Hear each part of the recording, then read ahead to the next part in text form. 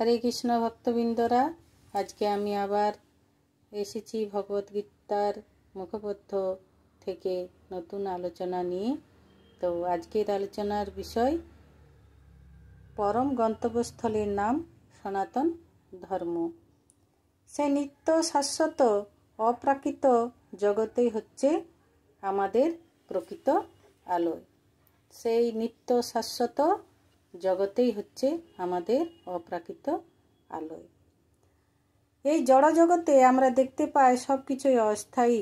তাদের প্রকাশ হয় কিছুকালের জন্য, তারা অবস্থান করে, কিছু ফল প্রসব করে ক্ষয়প্রাপ্ত হয় এবং তারপর এক সময় তারা অদৃশ্য হয়ে যায়। এটি হচ্ছে এই জড় জগতের ধর্ম। আমাদের এই দেহ আমরা এক টুকরো ফল অথবা অন্য যে কোনো কিছুরে দৃষ্টান্ত আমরা দিই না কেন, কিন্তু এই অস্থায়ী জগতের অতীত আর একটি জগৎ আছে, যার কথা আমরা জানতে পারি বৈদিক শাস্ত্রের মাধ্যমে। তো সেই জগৎ শাশ্বত সনাতন। বৈদিক শাস্ত্রের মাধ্যমে আমরা জানতে পারি জীব শাশ্বত ও সনাতন। ভগবদ্গীতার 11 অধ্যায়ে বলা হয়েছে ভগবান সনাতন এবং সনাতন ভগবানের অবিচ্ছেদ্য অংশ হবার ফলে জীবাত্মাও সনাতন। ভগবানের সঙ্গে আমাদের অন্তরঙ্গ সম্পর্ক রয়েছে এবং যেহেতু গুণগতভাবে সনাতন ধাম, সনাতন ভগবান, সনাতন জীব সবই এক, তাই ভগবদ্গীতার একমাত্র উদ্দেশ্য হচ্ছে আমাদের সনাতন বৃত্তি অথবা আমাদের সনাতন ধর্মকে পুনর্জাগরিত করা।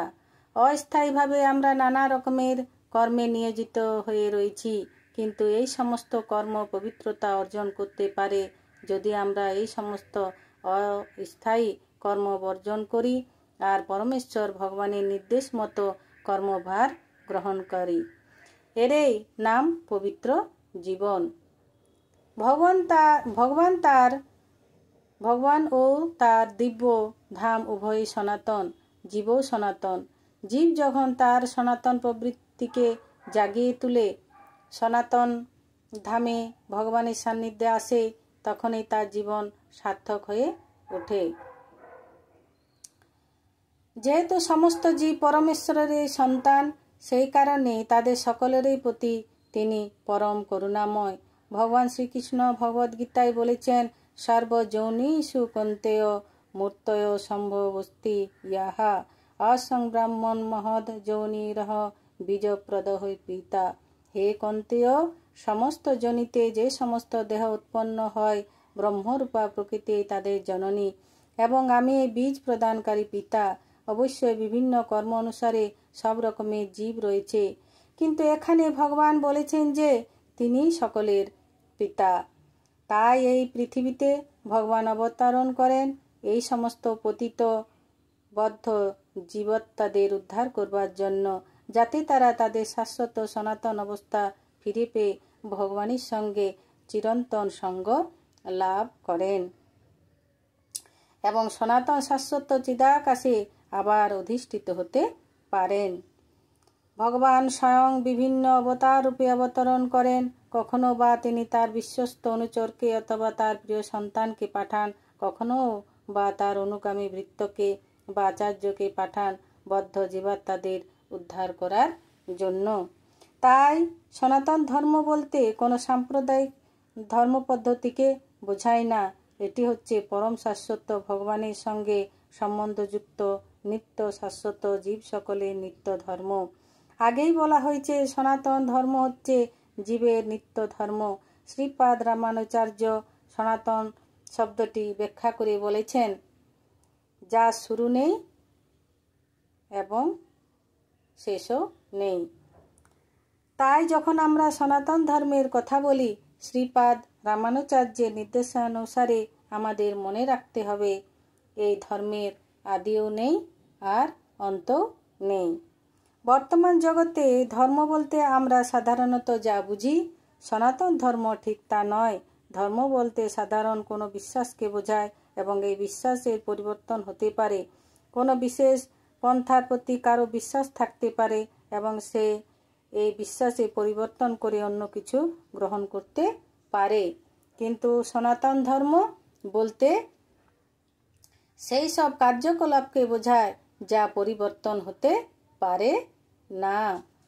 যেমন জল থেকে তার তরলতাকে বাদ দেওয়া যায় না, আগুন থেকে যেমন তার তাপ ও আলোককে বাদ দেওয়া যায় না, তেমনি সনাতন জীবের সনাতন বৃত্তি জীবের থেকে আলাদা করা যায় না। জীবের সঙ্গে তার সনাতন ধর্ম ওতপ্রোতভাবে জড়িয়ে আছে। সুতরাং যখন আমরা সনাতন ধর্মের কথা বলি তখন শ্রীপাদ রামানুজাচার্যের প্রামাণ্য ভাষ্য মেনে নিতে হবে। এর কোনো আদি নেই বা অন্ত নেই। যার কোনো আদি নেই, অন্ত নেই, সেই ধর্ম কখনো সাম্প্রদায়িক হতে পারে না। এই ধর্ম সমস্ত জীবের ধর্ম, তাই তাকে কখনোই কোনো সীমানার মধ্যে সীমিত রাখা যায় না। একে কোনো সম্প্রদায়ের মধ্যে বদ্ধ রাখাও চলে না। কিন্তু তবুও কিছু সাম্প্রদায়িক লোক মনে করে যে সনাতন ধর্ম একটি সাম্প্রদায়িক ধর্ম, কিন্তু এটি তাদের দৃষ্টিভঙ্গির সংকীর্ণতা ও বিকৃত বুদ্ধিজাত অন্ধতার প্রকাশ। আমরা যখন আধুনিক বিজ্ঞানের পরিপ্রেক্ষিতে সনাতন ধর্মের যথার্থতা বিশ্লেষণ করি তখন দেখি যে এই ধর্ম পৃথিবীর প্রতিটি মানুষের ধর্ম। শুধু তাই নয়, এই ধর্ম সমগ্র বিশ্ব ব্রহ্মাণ্ডের প্রতিটি জীবের ধর্ম। হরে কৃষ্ণ, নমস্কার।